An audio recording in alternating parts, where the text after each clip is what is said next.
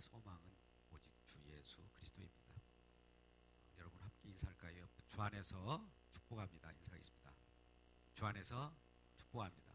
우리의 소망은 예수입니다. 인사하겠습니다. 우리의 소망은 예수입니다. 여러분, knowledge is power. 아는 것이 힘이다 라는 말이 있습니다. 근데 아는 것이 우리에게 때론 불행이 될 수도 있고 근심 걱정을 가져오는 경우도 있죠.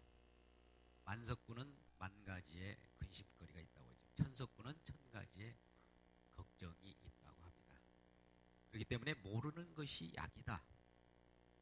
우리가 기억하는 모든 것들이 한때 지워져 버리기를 원하는 것이죠. 좋지 않는 생각, 상상, 그런 경험, 그런 것들은 우리에게 상처로 남아서 자꾸 그것이 떠오르면 트라우마가 되어서 증폭을 시켜 나갑니다. 그래서 때에 따라서는 모르는 것이 약이다. 무소식이 희소식이다 라는 말이 있습니다. 그래요. 우리는 내가 나를 또 모릅니다. 내가 나를 모르는데 넌들 나를 알겠느냐 라는 말이 있죠. 우리는 서로 잘 아는 것 같지만 서로 살아가는 관계 속에서도 서로를 모릅니다. 그렇기 때문에 우리는 이 질문이 먼저 앞서야 됩니다. 내 자신을 내가 모르는데 나는 누구입니까? 라는 질문이 먼저 있어야 합니다. 그러면 내 자신이 누구인지를 모르는 내 상태에서 누군가가 나에 대한 어떤 지식을 전하게 될 것인데 그분에 대해서 당신은 누구입니까? 하나님, 나는 내 자신을 모르는데 내가 있게 하신 그분, 당신은 누구입니까? 라는 질문이 나와야 되는 것이죠. 그래서 이 두 가지 질문은 우리 인생 가운데 가장 중요한 질문이자 우리의 여정 가운데서도 항상 끊임없이 질문해 나가야 되는 것입니다. 우리는 내 자신이 어떤 위치에 있으며 어떤 목적으로 또 어떤 사명을 가지고 살아가는지를 잘 모릅니다. 우리는 우리 자신을 모르지만 하나님이라고 하신 그분은 우리 모두를 아십니다. 우주 만물을 아셔요. 세상 모든 것을 아십니다. 그럼에도 불구하고 각각 개인, 내 자신, 여러분 각각을 아신다고 말씀합니다. 오늘 1절부터 6절까지를 함께 같이 읽겠습니다. 시작. 여호와여, 주께서 나를 살펴보셨으므로 나를 아시나이다. 주께서 내가 알고 일어섬을 멀리서도 나의 생각을 밝히 아시오며 나의 모든 길과 내가 눕는 것을 살펴보셨으므로 나의 모든 행위를 익히 아시오며 여호와여, 내 혀의 말을 알지 못하시는 것이 하나도 없으시니이다. 주께서 나의 앞뒤를 둘러싸시고 내게 안수하셨나이다. 이 지식이 내게 너무 귀하니 높아서 내가 능히 미치지 못하나이다. 아멘. 6절에 이 지식이 너무 높아서 내가 그것을 미치지 못한다. 알지 못한다. 우리는 알지 못한다는 거죠. 그런데 하나님 여호와께서는 우리의 모든 것을 아신다. 내가 앉고 일어서는 것을 안다. 우리가 피곤할 때는 집에 가서 안식을 취하고 눕지 않습니까? 또 앉지 않습니까? 또 일어서면서 일을 할 때도 하나님은 같이 계셔요. 멀리서도 나의 생각을 밝히 아신다. 어떨 때는 하나님 나로부터 멀어져 있는 것 같지만 나의 생각을 그렇게 잘 아신다는 거예요. 또 3절에 나의 모든 길과 내가 눕는 것을 살펴보셨으므로 항상 저와 여러분을 살펴보시고 응시하고 계시는 그 하나님입니다. 뿐만 아니라 나의 모든 행위, 일거수일투족, 움직이는 모든 것을 아시오며 내 혀의 말을 알지 못하시는 것이 하나도 없다. 혀로부터 나오는 모든 말, 언어, 이 모든 것까지 하나님은 다 알고 계시다. 이런 하나님 우리를 안수하시면서 또 보호도 하시고 때에 따라서는 우리를 방패막이가 되어주시는 그런 하나님이신데 이 지식이 너무 커서 하나님이 우리를 아는 그 지식, 우리는 하나님을 모르지만 우리는 내 자신을 모르지만 우리는 이웃도 모르지만 하나님은 나를 아는 그 지식이 너무 커서 우리가 헤아릴 길 없다는 말씀입니다. 이를 요약하면 전지하신 하나님이십니다. 전지하신 하나님을 오늘 노래하고 있는 모습을 보게 되지요. 두 번째는 하나님은 우리에게 무소부재하신 하나님입니다. 어디에나 계셔요. 이곳에 예배드리는 저와 여러분과 함께 계십니다. 하나님은 두세 사람이 내 이름으로 모인 곳에는 나도 너에게 있겠다라고 약속하셨어요. 분명히 말씀하셨습니다. 그 약속은 변치 않습니다. 이 예배 가운데 가셔서 임재하셔서 저와 여러분의 예배를 받으시고 또 말씀 속에서 나타나신 주님을 받아들이는 저와 여러분 되시기를 주의 이름으로 축복합니다. 그래서 이런 어디나 계시는 무소부재하신 하나님은 지금 이곳에도 계시고 저 LA에도 계시고 지구촌 반대쪽에도 계시고 우주 모두에게 계신다면 우리는 자칫 이렇게 생각할 수 있어요. 어디 나무 밑에 가면 그곳에서 하나님 계시니까 그 나무, 자연, 또 어떤 큰 돌 밑에 가서 하나님 저 왔습니다 라고 인사하게 되면 어떨까요? 그것은 하나님이 이곳에 계시지만 이곳에서 우리에게 붙잡힐 수 없는 하나님이셔요. 하나님은 자연 속에 계시지만 자연에 붙잡히지 않는 하나님이에요. 다시 말씀드려서 자연이 하나님 속에 있는 것이지 자연 속에 하나님이 계시는 것이 아니에요. 온 우주 만물에 하나님 속에 자연이 있고 저와 여러분이 있고 만물이 있고 모두가 있는 것입니다. 범신론이라고 하는 것이 있습니다. 하나님은 어디나 무소부재하시고 함께 계신다고 하니까 아무데나 이 컵을 가지고 하나님 저 왔습니다 이렇게 해서는 안 되는 거예요. 또 스산한 기운이 깃드는 어느 큰 바위 밑에 가가지고 야 이곳은 조금 분위기가 좀 이상해 여기에 분명히 하나님 계실 것 같아 하면서 무엇인가 세워가는 거 이건 범신론입니다. 그런 하나님은 존재하지 않아요. 우상이라고 그래요. 하나님은 우주 만물에 편만하시지만 그럼에도 불구하고 우리가 잡으려고 하면 잡히지 않아요. 하나님 우리에게 오셔야 돼요. 우리가 하나님을 찾아가고 하나님을 잡으려고 하면 이건 종교입니다. 이것은 수련을 해도 수양을 해도 노력을 해도 안 되는 거예요. 우리가 하늘나라를 가기 위해서 하나님을 붙잡고 나아가려고 해도 되지 않습니다. 단지 그 노력은 가상하지만 그렇게 될 수가 없다는 것이죠. 그래서 자연에 매여 있는 하나님이 아니시고 자연 속에 매여 있을 분이 아니십니다. 언제나 자연 가운데에서도 또 자연을 초월해서 계시는 그 하나님이십니다. 오늘 이란 하나님이 7절부터 12절까지 표현되고 있습니다. 7절부터 12절까지를 한번 읽을까요? 같이 시작. 내가 주의 영으로 떠나 어디로 가며 주의 앞에서 어디로 피하리까? 내가 하늘에 올라갈지라도 거기 계시며 수월에 내 자를 펼지라도 거기 계시니 내가 새벽 날개를 치며 바다 끝에 가서 거주할지라도 거기서도 주의 손이 나를 인도하시며 주의 오른손이 나를 붙드시니이다. 내가 혹시 말하길 흑암이 반드시 나를 덮고 나를 푸른 밤이 되리라 할지라도 주께서는 흑암이 숨기지 못하며 밤이 낮과 같이 비추이나이다. 주에게는 흑암과 빛이 같음이니이다. 아멘. 우리가 어떤 하나님을 피해가고 싶고 도망하고 싶어도 도망할 길이 없습니다. 우리는 하나님의 간섭을 받기 싫어하는 분들도 있을 거예요. 왜? 내 맘대로 하고 싶은데 내가 어떤 일을 할 때 하나님 보시기에 좋지 않는 일을 할 때는 숨기고 싶거든요. 하나님 이것만큼은 좀 눈 감아주세요 하는 경우가 있잖아요. 그럴지라도 하나님은 다 보고 계세요. 피할 곳이 없어요. 내 마음대로 할 수가 없는 겁니다. 그래서 하나님은 오늘 우리와 함께 하셔요. 오늘 설교 제목이 주님과 나입니다. 그 주님 가운데 과가 있습니다. 주님과 나 사이에 어떤 관계 속에서 우리와 항상 동행하시는 하나님, 무소하실 뿐만 아니라 어디나 계시면서 나와 동행하시는 하나님이라는 거예요.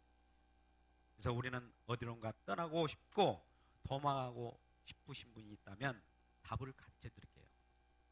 도망하려고 하는 그곳이 우리 주님께로 도망가십시오. 주님으로부터 도망가지 마시고 주님께로 도망오세요. 피난처 있으니 환난을 당한다. 다 이리 오라. 땅들이 변하고 물결이 일어나 산 위에 넘치되 두렵지 않네. 우리 찬송 있지 않습니까? 우리가 어려움을 당할 때 멀리 하나님을 떠나서 나의 개인적인 안식처를 찾지 마시고 주님 앞에 나오면 그곳이 안식처예요. 주님 앞에 나오면 그곳이 바로 우리의 쉼터입니다. 그곳에 도망갈 때 우리 주님은 도망오는 자를 멸시치 않습니다. 또 내밀지 않습니다. 우리 주님은 항상 우리를 기다리고 계셔요. 이러한 하나님으로 오늘 나타나는 모습이 7절부터 12절까지 나오지 않습니까? 하늘에 올라갈지라도 거기 계시고 또 저 낮은 곳에 있을지라도 그곳에 언제 주님은 곁에 와 계시는 거예요. 참 우리가 어떻게 이걸 형용할 수 있겠습니까? 주의 손이 또 나를 인도하신답니다. 계실 뿐만 아니라 나를 이리저리로 몰고 가시는 하나님이시라는 거죠. 이러한 하나님이 얼마나 우리를 기뻐 받으시겠습니까? 이러한 하나님 우리를 찾아오실 때마다 우리는 동행하신 하나님을 바라볼 줄 알아야 합니다. 그래서 무소부재하신 하나님이라는 것을 오늘 7절부터 12절 속에서 바라볼 수 있습니다. 세 번째는 이러한 하나님은 창조의 하나님입니다. 우리 13절, 14절을 같이 읽어볼까요? 시작. 주께서 내 내장을 지으시며 나의 모태에서 나를 만드셨나이다. 내가 주께 감사함은 나를 지으심이 심히 기묘하심이라. 주께서 하시는 일이 기함을 내 영혼이 잘 아시나이다. 아멘.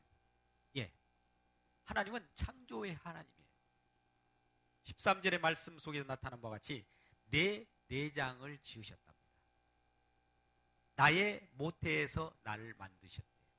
우리 부모님 모태에 있을 때 우리는 단지 부모님으로 태어난 것 같지만 그 태어나게 하신 뒤 배후에서 하나님이 모태를 열어서 우리를 탄생케 하셨다는 거예요. 우리의 내부에 있는 모든 내장, 머리부터 발끝까지 지으신 하나님. 그래서 오늘 이 시편 기자 다윗은 이와 같이 노래합니다. 14절. 내가 주께 감사하옴은 나를 지으심이 심히 기묘하심이로다. 이 다른 번역에서는 신묘막측이라는 용어가 있습니다. 이 말은 너무 신기하고 참 어떻게 표현할 길 없어서 기묘하다 이런 표현을 했어요. 이 한글로 표현하기 힘든 용어입니다.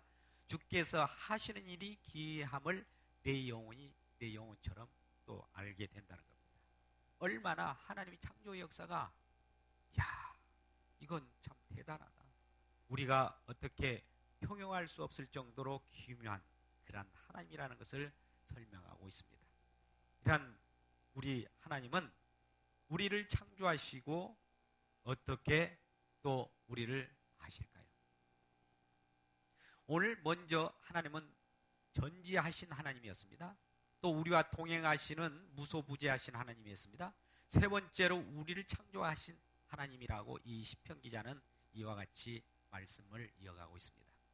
먼저 우리를 아시고 창조하셨어요.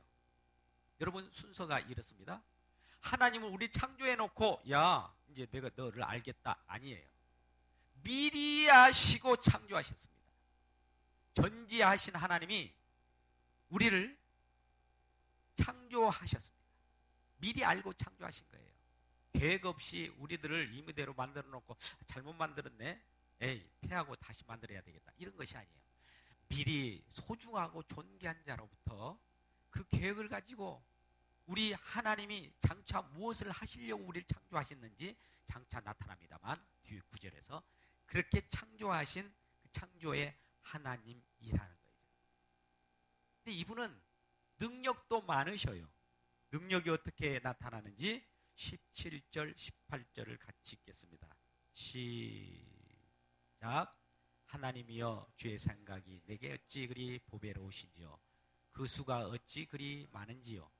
내가 세려고 할지라도 그 수가 모래보다 많도소이다. 내가 깰 때도 여전히 주와 함께 있나이다. 아멘. 예, 이 말은 하나님의 생각은 여러 가지 수가 많다는 거예요. 여러분, 우리가 인생 살아갈 때 어떤 일을 도모하고 계획하고 그것을 실현하려고 할 때 이것이 실패할 것인지 성공할 것인지는 어떤 경우의 수가 있어요. 확률이라고 하죠. 통계가 있습니다. 그러한 통계를 통해서 그 경우의 수를 100으로 놓고 달린다 할지라도 다 성공하지는 못해요. 우리 인생에 우리가 이것저것 다반사로 일을 한다 할지라도 그것이 다 성공하면 얼마나 좋겠습니까? 경우의 수는 그래서 인간에게는 제한되어 있다는 거죠. 날마다 우리가 승승장구하고 일치월장하면 얼마나 좋겠습니까만 우리의 인간의 한계가 있고 또 우리 속에 있는 여러 가지 본성상 죄인이기 때문에 하는 일마다 자기 죽을 일을 향하여 갑니다. 근데 하나님은 경우의 수가 너무나 많아서 18절의 말씀 보면 모래알 같이 많다는 거예요. 생각, 지혜, 또 어떤 계획, 이 일들에 대해서 하나님은 아주 경우의 수가 굉장히 많은 전능하신 하나님, 능력에 많으신 하나님, 그러한 하나님이십니다. 이러한 하나님과 함께 거할 때 나는 실패할지라도 우리 주님은 경우의 수가 많고 승리할 수 있는 그 수가 전부 승리이기 때문에 주님 앞에 전적으로 맡긴다면 내가 실패했던 사람들이 다 승리하게 되어 있습니다. 이러한 주님을 모시고 살고 싶지 않습니까?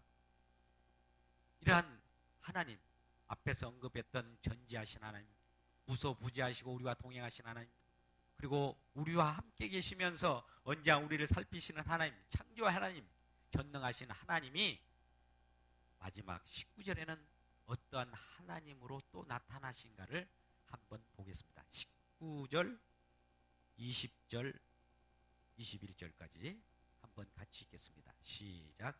하나님이여, 주께서 반드시 악인을 죽이시리이다. 피를 이까지 즐기는 자들아, 나를 전할지어다. 그들 주에 대하여 악하게 말하여 주의 원수들이 주의 이름으로 헛되게 맹세하나이다. 여호와여, 내가 주를 미워하는 자들을 미워하지 아니하오니 주를 치러 일어나는 자들을 미워하지 아니하나이까. 예. 이 하나님인데 이 하나님이 심판을 감행하신다는 거예요. 아, 이것은 없으면 좋겠어요. 하나님 전지하시고 우리와 동행하시고 창조하시고 또 전능하신 하나님, 그것만 계시면 좋을 텐데 왜 심판을 하시는 하나님이 또 마지막에 이와 같이 들어있습니까? 우리는 받아들이기 쉽지 않죠. 그런데 하나님은 왜 심판을 합니까? 우리는 모든 왕적 통치, 만왕의 왕으로 섬기기 위해서는 그 통치권의 내용 속에는 심판이 들어있어요. 하나님의 뜻대로 사는 자는 긍휼의 자녀로서 또 하나님의 사랑의 자녀로서 포용하지만 하나님을 떠나고 하나님을 배반하고 하나님을 배신한 자들에게는 심판이 있는 하나님이라는 거예요. 하나님은 이와 같은 심판 속에서 우리 원수들을 제압하시고 그 원수들을 멸하여 주시는 하나님이십니다. 2010여 년 골고다 산상 속에서 많은 원수들이 만왕의 왕을 알아보지 못하고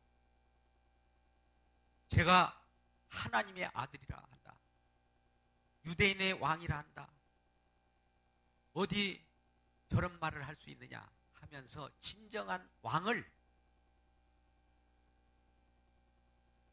참되지 않는 사람들이 때려 죽인 역사가 바로 십자가입니다.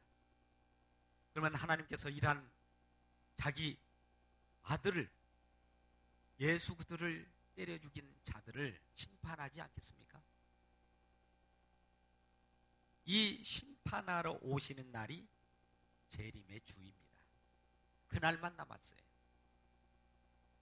그 예수 그리스도를 우리 마음 가운데 우리는 예수를 죽인 자라고 하는 그 회개와 하나님 앞에 나와서 일한 자기 자신을 자백하는 자마다 하나님은 용서하시는데, 그런데도 불구하고 용서의 길을 열어주고 생명의 길을 열어준데도 불구하고 그 길로 오지 않는 자들은 영원한 심판입니다. 여러분, 심판이라고 하면 우리는 단지 이렇게 생각할 수 있어요. 일반 동식물로 생각하면 생로병사로서 죽어지면 없어지는 것, 이것으로 생각하는데 안 그렇습니다. 우리 인간은 태어나서 예수를 믿지 않아야 하고 또 천국에 못 가면 지옥에 갈 수밖에 없어요. 죽지 않아요. 살려서 지옥에 보내서 지옥에서 그 참담한 그 어려움을 겪어야 된다는 거죠. 그것도 천국과 지옥이라고 하는 세계는 시간이 없는 세계예요. 그 시간 속에서, 시간이라고 있다면 시간에서 벗어나올 수 있지만 시간이 없는 세계에 묶여버리면 영원입니다. 영원 자체 속에서 신음하고 고통하는 그 지옥. 여러분, 이것을 생각해 보십시오.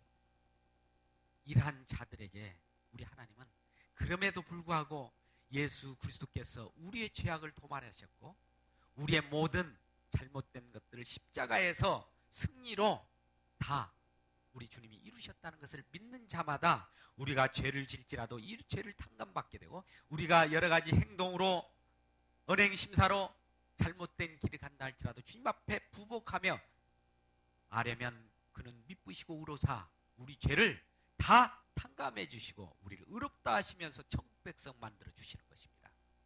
이러한 주님을 맞이하면서 오늘 23절 24절을 결론으로 맺겠습니다. 같이 읽겠습니다. 시작. 하나님이여 나를 살피사 내 마음을 아시며 나를 시험하사 내 뜻을 아옵소서. 내게 무슨 악한 행위가 있나 보시고 나를 영원한 길로 인도하소서. 아멘. 그렇습니다. 이는 하나님께서 전지전능하시고 무소부재하시고 같이 동행하시니까, 나를 하나님이 아시니까, 아시는 분이시니까 나를 좀 잘 봐주십시오, 나를 좀 점검해 주십시오 라고 하는 표현입니다. 이 겸손한 다윗의 고백을 보게 되죠. 우리도 이와 같은 고백이 있어야 됩니다. 우리가 아무리 잘 의롭게 산다 할지라도 주님 앞에서는 우리 죄가 드러납니다.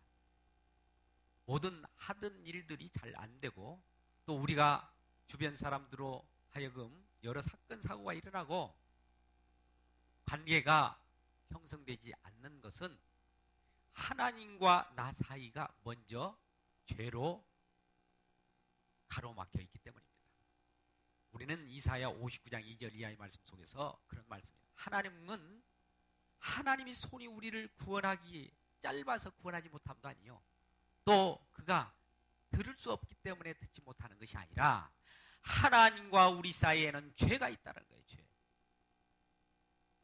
이 죄 때문에, 그 죄 안에서 우리가 날마다 살아가기 때문에 이 죄가 어떻게 하나님과 관계를 끊어버리고 하나님과 밀접한 관계를 가질 수 없기 때문에 하나님, 이러한 죄를 가지고 있는 저 자신을 살펴봐 주시고 긍휼을 베푸시고 내가 행동으로서 여러 가지 잘못된 길이 있다면 하나님 아시잖아요. 하나님은 긍휼이 높으시잖아요. 하나님 나와 함께 동행하시잖아요. 그러니 하나님 우리를 생명의 길로, 영원한 길로 인도하여 주세요 라고 하는 호소를 합니다. 24절 하반절에 보면 이와 같이 우리 행위가 있나 보시고 나를 영원한 길로 인도하십시오 라고 하는 호소를 하는 것이죠. 여러분, 여기서 영원한 길이 무엇일까요? 생명의 길입니다. 그것은, 그 길은 우리의 소망이에요. 그 길은 바로 예수 그리스도입니다. 우리는 첫 번째 나는 누구입니까? 라고 하는 것을 물어봤습니다. 우리는 죄인입니다. 죄악 속에서 잉태하여서 우리가 이 세상을 살아갈 때 많은 사람들과 관계 속에서 여러 가지 신음하고 가시 역할을 하고 살아갑니다. 불완전한 세계를 살아가지만 당신은 누구입니까? 그분은 전지하신 하나님이며 전능하신 하나님이며 무소부재하신 하나님이며 동행하신 하나님이며 그분이 나를 인도하시고 용서하신다면 생명의 길, 그 예수 그리스도의 길로 그분을 알게 인도해 주실 겁니다. 당신은 누구십니까? 그분은 바로 예수 그리스도입니다. 예수 그리스도와 더불어서 주님과 나와 함께 더불어 나아갈 때 이 세상 모든 것들은 우리가 잘못된 그릇된 행실을 갖고 있고 그릇된 마음과 생각을 갖고 있다 할지라도 하나님은 우리를 건지시고 구원하셔서 하나님 천국 백성 아들의 나라 하나님의 나라로 입성시키시고 하나님 구속에서 통치하시면서 잘못된 자들을 심판하시고 그릇된 죄악을 멸하여 주시고 우리 하나님의 영광을 드높이는 귀한 삶을 살아가도록 인도하시는 이러한 하나님의 심을 기억하며 기쁨으로 살아가는 저와 여러분 되시기를 주님의 이름으로 축복합니다.